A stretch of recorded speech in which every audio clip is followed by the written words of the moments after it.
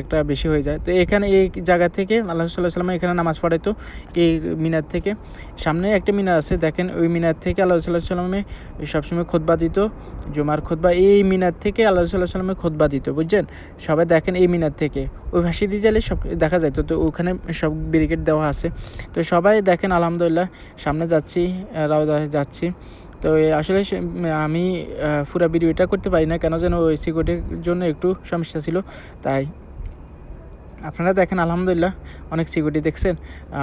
এই যে প্রথম যে একটা জায়গা দেখা যাচ্ছে, দুইটা হুরুং দেখা যায়।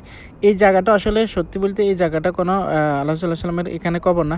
এটা খালি রাখা হয়েছে ঈসা রাদিয়াল্লাহু তাআলা যখন দুনিয়াতে আসবে, এই জায়গাটাতে ঈসা রাদিয়াল্লাহু তাআলা যখন দুনিয়াতে আসবে, দাজ্জালকে হত্যা করার পরে এখানে ওনাকে কবর দেওয়া হবে 40 বছর। উনি এই দুনিয়াতে থাকবে। এরপরে তারপরে এইটাই রাওজা, এই সামনের এইটা প্রথম যেটা দেখতেছেন এইটা হচ্ছে আল্লাহ সাল্লাল্লাহু আলাইহি ওয়াসাল্লামের কবর। ওকে, সবাই ভালো থাকেন। আসসালামু আলাইকুম। সবার